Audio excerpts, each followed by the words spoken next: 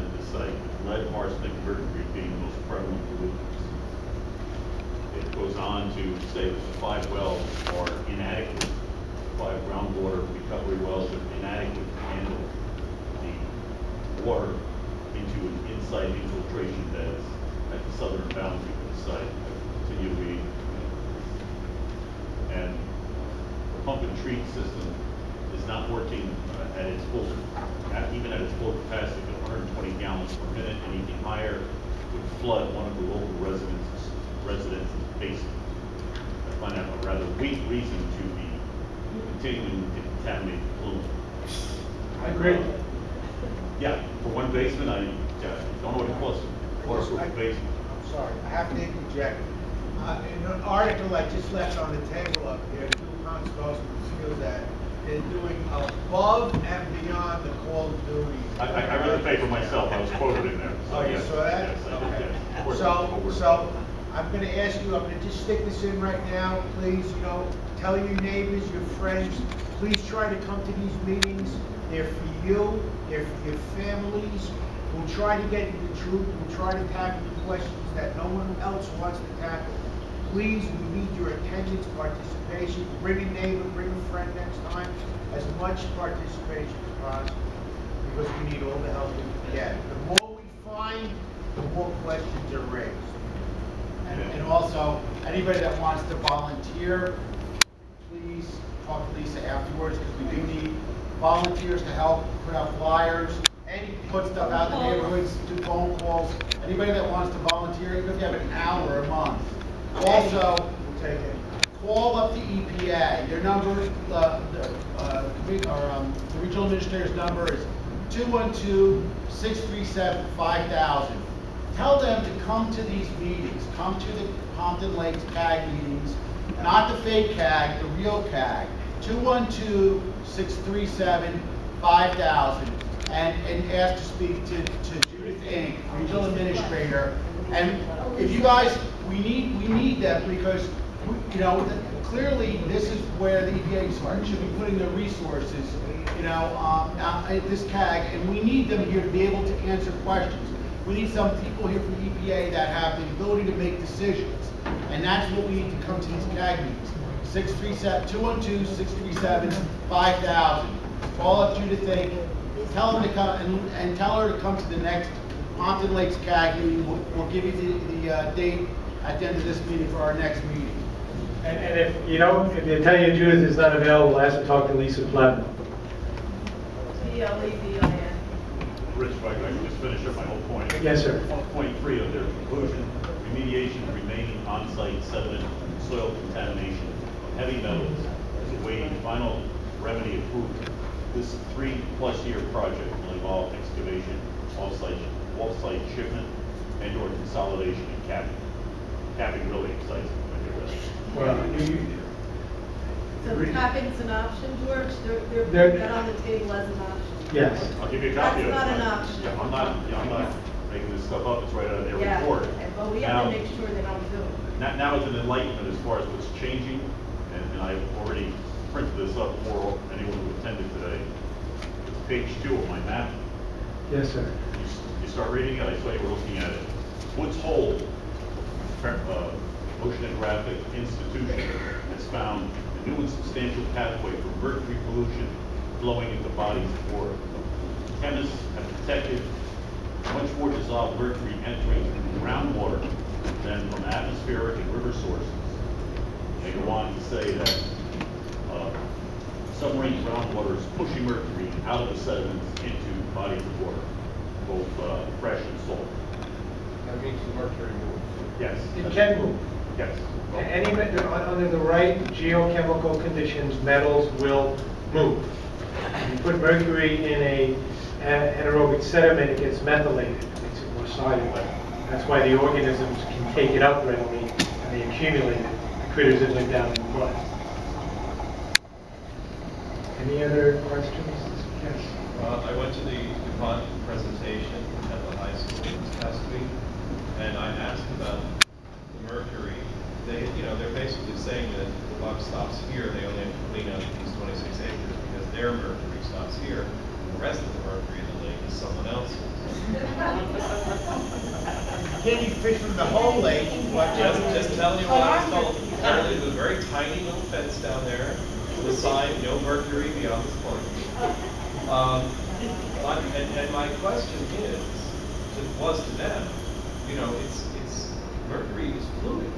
What is to stop it from moving? And I was told that this mercury is not fluid, that it's microscopic, and somehow binds to the soil or something. He had some explanation about how this is no longer mercury in its elemental form. My question to you is he correct, or was that just a load of hooey?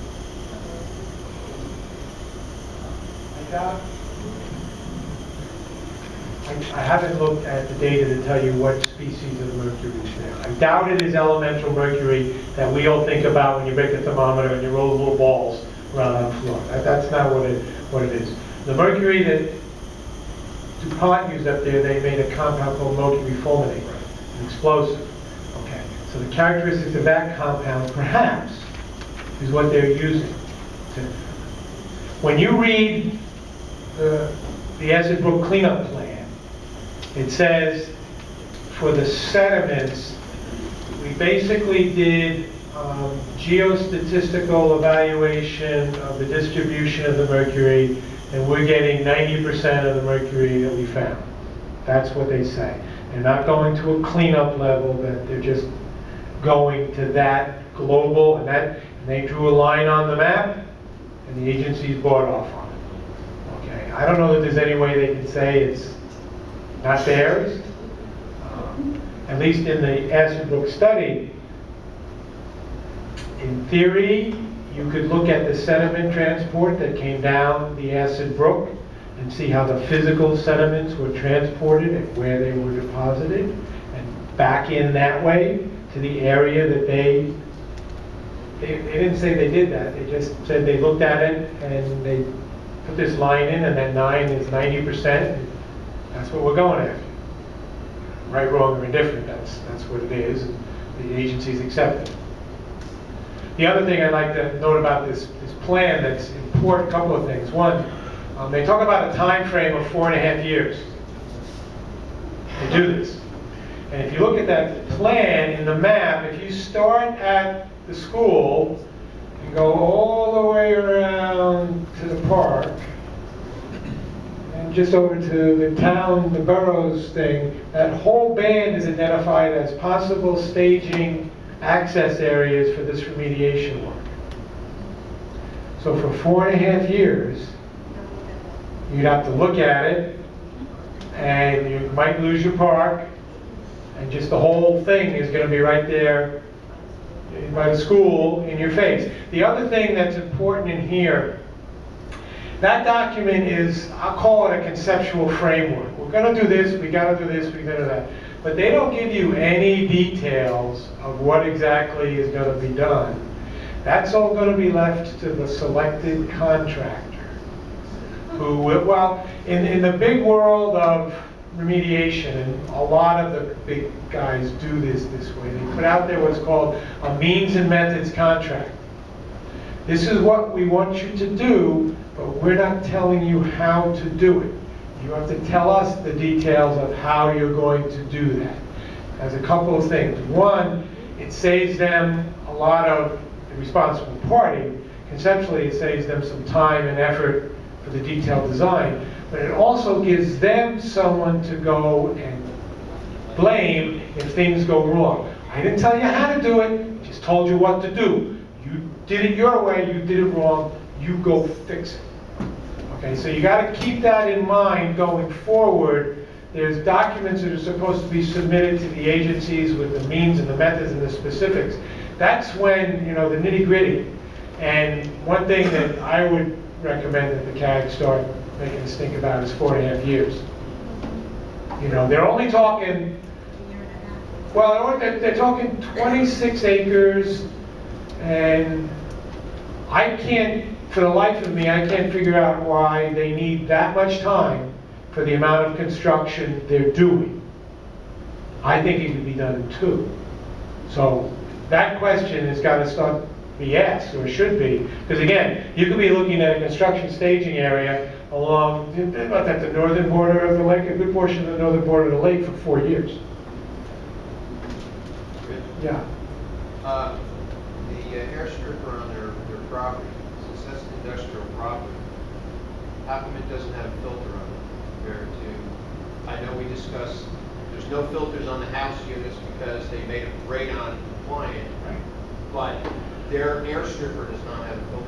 What I was told was that the initial testing that they did, the performance evaluation of the stripper, that the numbers they got coming off the back end didn't require a permit, let alone require a filter to achieve mass emission rates. Now, I'm going to take a look at this report on this modeling that they did, because some things just aren't sitting well. But that's what I was told, that the rates are coming off are so low that it doesn't warrant. Well, can the CAG make a recommendation to have the staff retest? Yeah, I think when I spoke to the gentleman from Anthony Cinque from DEP, he said, well, you know, we did this evaluation and we found we didn't need it. I said, yeah, well, that data, if you believe the website, is from 1998. How many years ago was that? Has anybody tested it since then? Joe, we can bring that up at the end of Yes. the public portion, when we talk about action items for the next meeting. One last We'll bring question, that then up, we'll move on. discuss it, and then we'll figure out how we're gonna word it into a resolution. I just wanted to say, to back up what Jeff said, I was at that information so-called meeting last week. It was very vague when they asked questions, and they led us to believe, I directly asked the question about capital. They said they were not going to do it. Now, in this document, a couple weeks before that public meeting, it says it's a possibility. I asked questions about the aerial picture, photo. And one photo did not tell us how it was, it didn't tell us anything. They didn't have any answers at all about what depths were where in that 24 acres. 26 acres. But they couldn't answer specific questions, and they referred me, defaulting back to the website.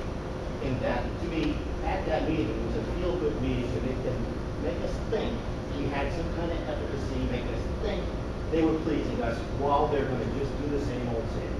This is why we have, they tell us we got bad information, misinformation. They're giving us that information since the 80s. It happened again just a few days ago.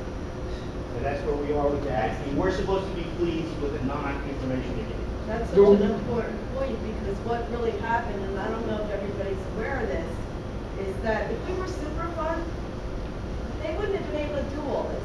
They approved, EPA and MJDEP approved that work plan without a formal public hearing and without us having input on this whole work plan. And the fact that they're just addressing 26 acres versus the whole lake and one contaminant, which is mercury, it's not acceptable. Did any of us really know that this work plan was approved without a public hearing?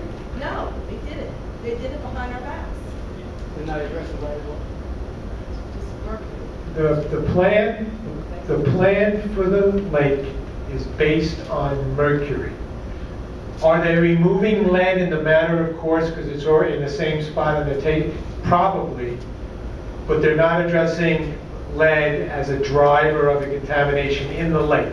In the upland areas that they're going after, lead or mercury or copper or zinc or selenium is driving it. So there's multiple metals driving the upland portion. And just one other point,